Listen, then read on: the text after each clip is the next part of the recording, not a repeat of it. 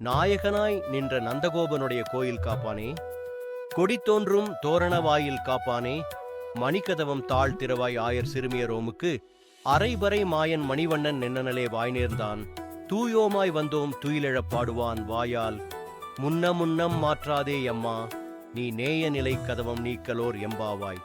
பொருள்: எங்களுடைய தலைவனாயிருக்கிற நந்தகோபனின் திருமாளிகையை பாதுகாக்கும் காவலனே, கொடித்தோரணம் கட்டப்பட்ட வாசல் காவலனே, ஆயர்குல சிறுமியரான எங்களுக்காக இந்த மாளிகை கதவை திறப்பாயாக.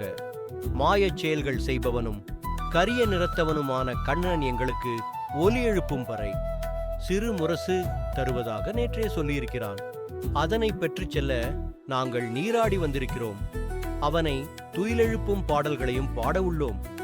அதெல்லாம் முடியாது என உன் வாயால் முதலிலேயே சொல்லிவிடாதே. மூடியுள்ள இந்த நிலைக்கதவை எங்களுக்கு திறப்பாயாக. விளக்கம்: ஒருவர் ஒரு செயலை செய்யப் போவதாக தெரிந்த ஒருவரிடம் சொல்கிறார்.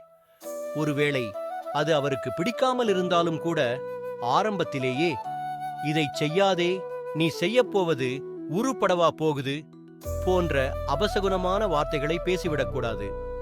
அப்படியா என்று ஆரம்பித்து செய்யப்போகும் பணியை பற்றி முழுமையாக தெரிந்து கொண்டு அதன் பின் இப்படி செய்தால் நன்றாக இருக்குமே என்று சாந்தமாக அறிவுரை சொல்லலாம். சொற்கள் மனித வாழ்வில் மிக முக்கியமானவை என்று ஆண்டாள் இப்பாடல் மூலம் நமக்கு அறிவுறுத்துகிறாள்.